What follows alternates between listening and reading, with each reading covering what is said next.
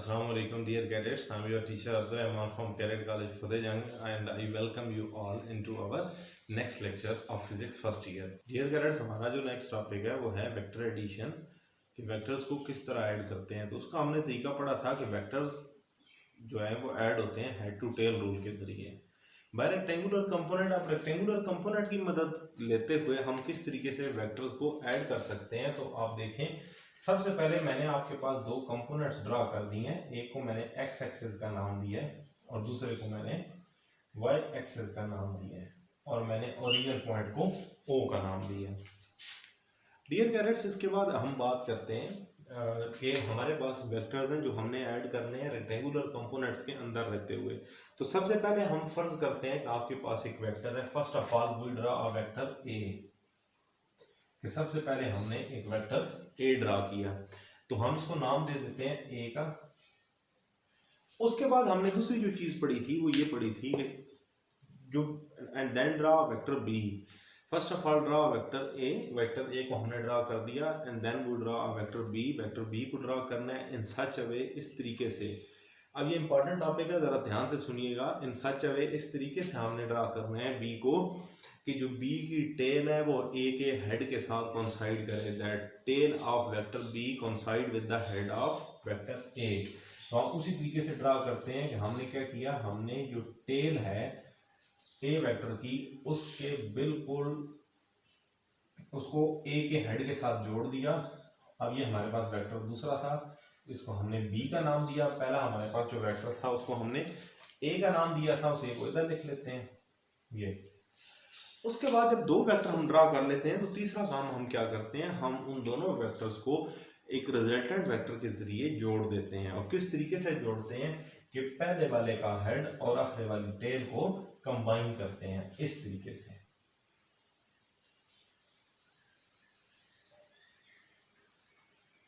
इसको आपने resultant vector are का नाम दिया। अब लास्ट टॉपिक में जिस तरीके से हमने ब्रेक किया था किसी भी एक वेक्टर को दो हिस्सों में, एक्स कंपोनेंट में और वाई कंपोनेंट में, एग्जैक्टली उसी तरीके से ए वेक्टर को भी एक्स और वाई कंपोनेंट में तोड़ देंगे, बी वेक्टर के भी एक्स और वाई कंपोनेंट बना देंगे और आर वेक्टर के भी एक्स और वाई कंपोनेंट बना देते हैं। तो सबसे पहले शुरू करते हैं ए वेक्टर। ए यहां से स्टार्ट हुआ, यहां तक आया, तो ये जो एक्स एक्सिस पे इसने सफर किया इसको आप कह दें ए एक्स। और यहां से इस लाइन से ऊपर की तरफ इसने डिस्टेंस कवर किया था, इसको डॉटेड लाइन बना दें। तो जो ऊपर की तरफ इसका डिस्टेंस था इसको आप नाम दे दें ए वाई का। तो हमने ए वेक्टर के दो कंपोनेंट ड्रा कर दिए। दो ड्रा करने के बाद उसके बाद अब हम मूव करते हैं बी वेक्टर की तरफ। बी वेक्टर कहां से स्टार्ट लेता है, इस पॉइंट से स्टार्ट लेता है और कहां तक आता है, यहां। स्टार्ट कहां से लेता है, यहां से। जहां से स्टार्ट लिया इस लाइन के ऊपर जो ट्रेवल किया उसको बी एक्स का नाम देंगे और जो ऊपर की तरफ उसने ट्रेवल किया उसको आप बी वाई का नाम दें। तो जो उसने अलोंग वाई एक्सिस सफर किया उसको बी वाई और जो अलोंग एक्स एक्सिस उसने डिस्टेंस कवर किया उसको हमने बी एक्स का नाम दिया। उसके बाद हमारे पास जो थर्ड वेक्टर आता है जो रेड लाइन से मैंने ड्रा किया उसका स्टार्ट कहां से होता है, यहां से होता है और कहां तक जाता है, यहां तक।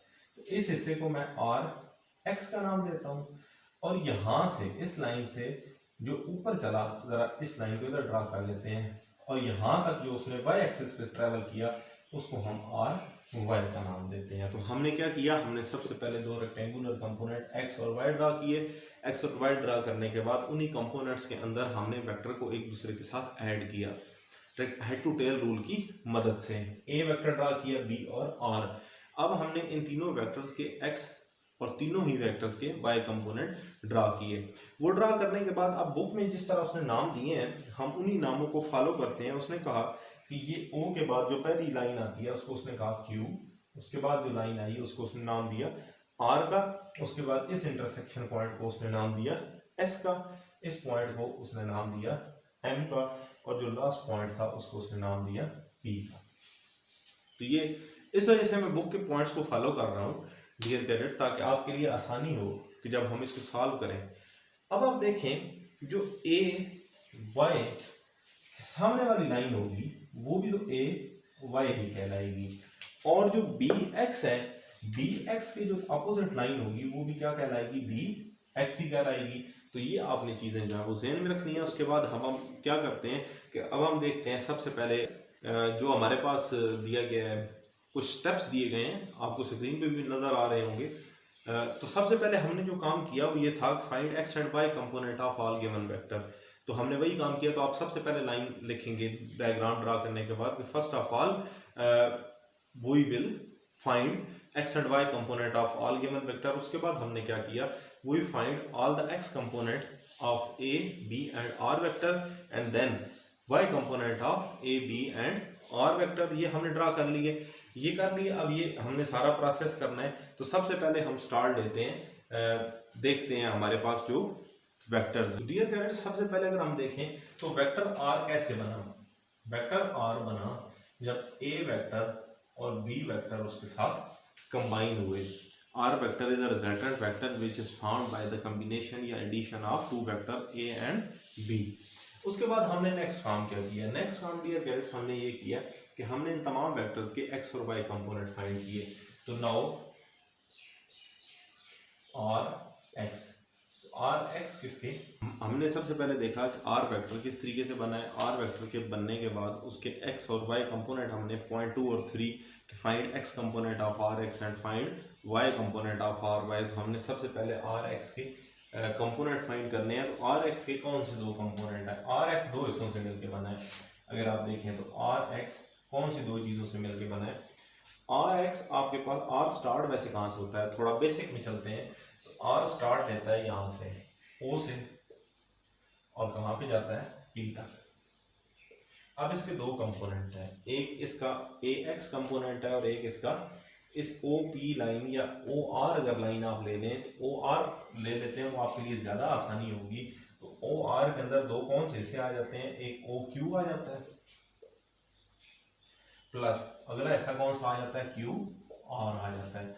अब ओ आर किसके बराबर है, आर एक्स के बराबर है। ओ क्यू किसके बराबर है, ए एक्स के, और क्यू आर किसके बराबर है, बी एक्स के। तो ये आपके पास आ गया इसका एक्स कंपोनेंट, नाउ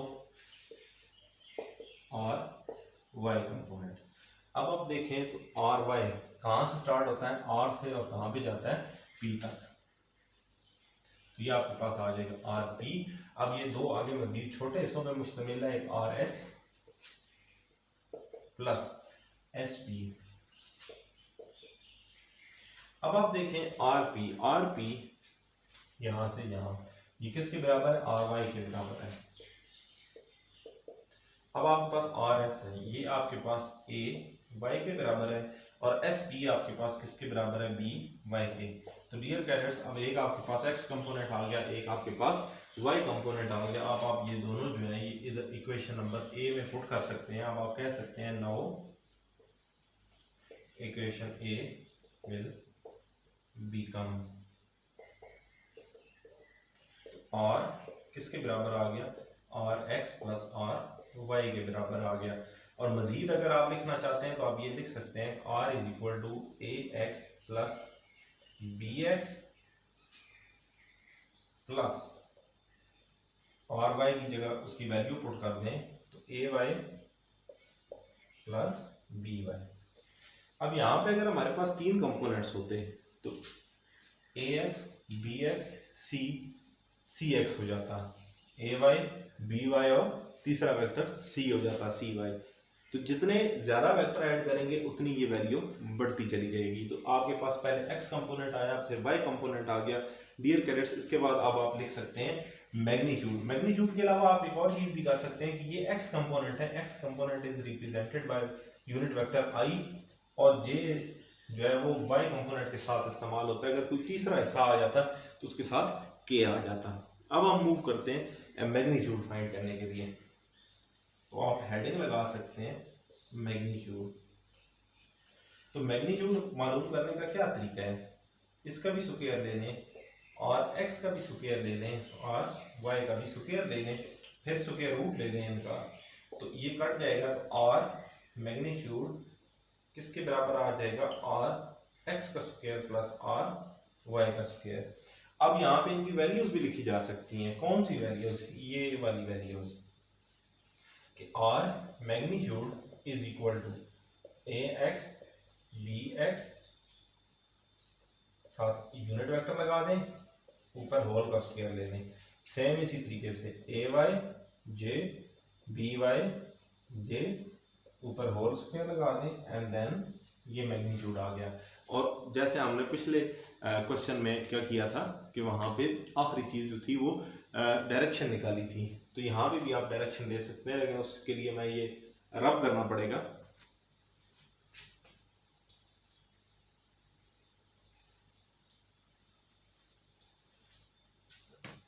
तो अगली चीज जो है वो डायरेक्शन है, और डायरेक्शन के लिए आप क्या करते होते हैं? डायरेक्शन के लिए आप tan थीटा का इस्तेमाल करते हैं। तो tan थीटा आपको जो आंसर देता है, अगर आप देखें तो इसी ट्राइंगल को अगर आप ले लें तो ये आपके पास ट्राइंगल कौन सी बनती है? ओ पी आर बनती है। अब ओ पी आर में आपके पास tan किस चीज के बराबर होता है?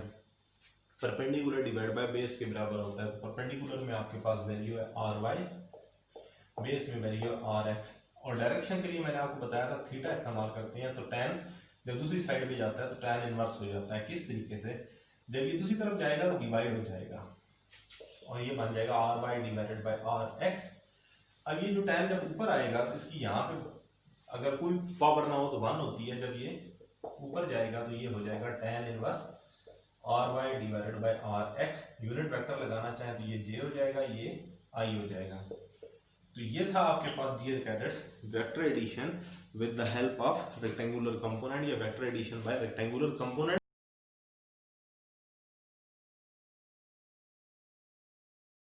तो आप सबसे पहले इस क्वेश्चन को सॉल्व इसी तरह कर सकते हैं कि first of all we joint two vector a and b by head to tail rule and then joint both of them with the resultant vector r। वो करने के बाद हमने क्या किया? We find the x component and y component of all the vectors. वो काम कर लिया। उसके बाद वो करके भी स्टेप बाय स्टेप दिखा दें। Then we find the x component of R X, साथ फाइंड करके दिखाएं जैसे मैंने किया है। Then we find the y component of R Y, करके दिखा दें। उसके बाद then we find the magnitude of vector R, करके दिखा दें। ये 2-3 स्टेप।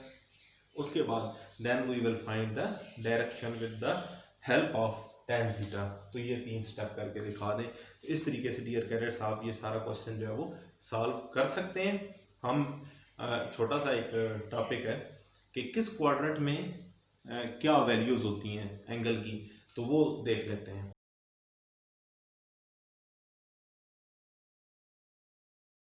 डियर कैडेट्स हमने ये देखना था कि किस क्वाड्रेंट में कौन सी वैल्यू होती है। तो फर्स्ट ऑफ ऑल ये हमने ये आपके पास फर्स्ट क्वाड्रेंट है, ये आपके पास सेकंड है, ये थर्ड है और ये फोर्थ है। जब आप क्वाड्रेंट में मूव करते हैं तो आप एंटी क्लॉकवाइज मूव करते हैं। अब इसमें अगर हम देखें, अगर इसमें एक वेक्टर आ जाता है मिसाल के तौर पे r, तो r के 2 कंपोनेंट बनते हैं, एक x कंपोनेंट एक y, r x and r y। तो अगर हम फर्स्ट क्वाड्रेंट में देखें तो x की वैल्यू इस साइड पे पॉजिटिव होती है, इधर आ जाए तो नेगेटिव होती है। ऊपर जाए तो पॉजिटिव होती है, इधर आए तो नेगेटिव होती है। अब यहाँ पे क्या है कि अगर आप x कंपोनेंट को देखें तो वो भी क्या है, बल्कि मैं दूसरे मार्कर से कर देता हूँ ताकि आपको इजीली समझ आए। तो हमारे पास अगर हम पहले क्वाड्रेंट में देखते हैं और वैल्यू को, तो ये x कंपोनेंट है तो आर एक्स की वैल्यू पॉजिटिव होगी। हम y कंपोनेंट को देखें तो y कंपोनेंट पे भी इसकी वैल्यू जो है वो आपके पास पॉजिटिव होगी। उसके बाद हम मूव करते हैं दूसरे क्वाड्रेंट के अंदर। तो दूसरे क्वाड्रेंट के अंदर अगर आप देखें, अगर यहाँ पे ये वेक्टर r आ जाता है फर्स्ट किया, तो एक ये वाला इसका x कंपोनेंट हो जाएगा और ऊपर की तरफ इसका y कंपोनेंट होगा। अब x कंपोनेंट के अलावा इसकी वैल्यू नेगेटिव आ गई और y कंपोनेंट के अलावा इसकी वैल्यू पॉजिटिव आ गई। उसके बाद हम मूव करते हैं इसके थर्ड क्वाड्रेंट के अंदर। तो थर्ड क्वाड्रेंट में अगर वेक्टर को ड्रा किया जाए r वेक्टर को, तो r की 2 वैल्यू होगी, एक x एक्सिस के अलांग होगी, एक y एक्सिस के अलांग होगी। x एक्सिस के अलांग देखें ये y की लाइन आ रही है और ये आपके पास x एक्सिस की, तो जो एक वैल्यू है x एक्सिस के अलांग वो भी नेगेटिव, जो y एक्सिस के अलांग है वो भी नेगेटिव। उसके बाद अब हम मूव करते हैं इसके जो फोर्थ क्वाड्रेंट है, तो फोर्थ क्वाड्रेंट में अगर आप देखें यही वेक्टर अगर फोर्थ क्वाड्रेंट में ड्रा किया जाए वेक्टर आर, तो इसके दो कंपोनेंट होंगे, एक एक्स कंपोनेंट होगा, एक वाई कंपोनेंट। ये एक्स कंपोनेंट होगा तो एक्स कंपोनेंट पे देखें तो प्लस वैल्यू आएगी, यही नेगेटिव लाइन पे वाई कंपोनेंट पे है तो ये नेगेटिव वैल्यू होगी। तो इस तरह डिफरेंट क्वाड्रेंट में वेक्टर्स की डिफरेंट वैल्यू होती हैं, एक्स कंपोनेंट की भी और वाई कंपोनेंट भी। अब हम देखते हैं कि जब आप क्वाड्रेंट में मूव कर रहे होते हैं फर्स्ट में, तो ये होता है फर्स्ट क्वाड्रेंट। तो फर्स्ट क्वाड्रेंट में अगर कोई भी वेक्टर लाई करता है तो उसकी वैल्यू ज्यादा से ज्यादा क्या हो सकती है, ये अगर आप थीटा लें तो इसका एंगल ज्यादा से ज्यादा क्या हो सकता है, थीटा इज इक्वल टू 5, और 5 किसके बराबर होता है, ज्यादा से ज्यादा 90 के बराबर होगा।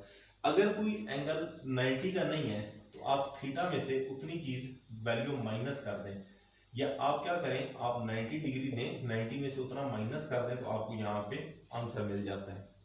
फिर आप चलते हैं सेकंड क्वाड्रेंट में। सेकंड क्वाड्रेंट ये फर्स्ट, ये सेकंड। जब कोई भी एंगल इधर आ जाता है तो आप देखें ये 90 हो गया, सेकंड की मैक्सिमम वैल्यू 180 होती है। तो ये अगर आपने मालूम करना हो तो थीटा 180 में से कुछ भी माइनस करें तो आपके पास क्या हो सकता है, आपको वो एंगल मिल सकता है। या 180 में से कुछ माइनस कर दें, या आप क्या कर दें 90 में कुछ ऐड कर दें, तो आपको सेकंड क्वाड्रेंट में एंगल मालूम हो सकता है।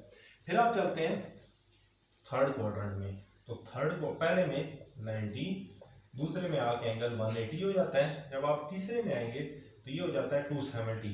तो तीसरे का जब एंगल आपको मालूम करना हो तो आप या तो 270 में से कुछ माइनस कर देंगे तो आपको एंगल डायरेक्शन पता चल जाएगी, या आप 180 में कुछ ऐड कर दें तो आप थर्ड क्वाड्रेंट में अपनी डायरेक्शन मालूम कर सकते हैं। और अगर आप चले जाएं फोर्थ क्वाड्रेंट में तो 90, यहाँ पे आके एंगल 180, यहाँ पे 270 हो जाता है, और आखिर पे जाके 360 होता है। तो इसका आसान तरीका ये है कि या तो 360 में से कुछ माइनस कर दें तो आपको फोर्थ क्वाड्रेंट में अपनी लोकेशन का पता लग सकता है, या आप 270 में इधर से आगे कुछ ऐड कर दें तो आपको अपनी लोकेशन का पता चल सकता है इन फोर्थ क्वाड्रेंट। तो डियर गाइड्स, ये था हमारा लेक्चर। इंतहाई इंपॉर्टेंट टॉपिक आज हमने स्टडी किया जो था vector addition by rectangular component.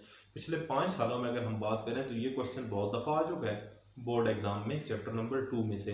और उसके अलावा हमने एक और टॉपिक पढ़ा जो था how can we determine a vector by its rectangular component. तो ये पिछले साल भी, इस साल तो बोर्ड का एग्जाम हो ही नहीं सका फर्स्ट ईयर का, लेकिन जो पिछले साल हमारे पास एग्जाम हुआ था उसमें ये 12 क्वेश्चन आ चुका है। तो इस वजह से डियर कैडेट्स ये वो क्वेश्चन है जो पिछले 5 सालों में 2-3 दफ़ा रिपीट हो चुके हैं। तो रेक्टेंगुलर किस तरह वेक्टर आप डिटरमाइन कर सकते हैं रेक्टेंगुलर कंपोनेंट से, ये क्वेश्चन, और एक vector addition by rectangular component, ये दो, और इसमें से आपके पास एमसीक्यूज आते हैं। ठीक हो गया डियर कैडेट्स। तो ये था हमारा आज का लेक्चर। अच्छे तरीके से आप इसको प्रिपेयर करें, अच्छे से इसके असाइनमेंट बनाएं, अच्छे से समझें, और अगर कोई डाउट हो तो आप मेरे साथ कांटेक्ट कर सकते हैं। मिलते हैं नेक्स्ट लेक्चर के साथ, तब तक अल्लाह हाफिज़।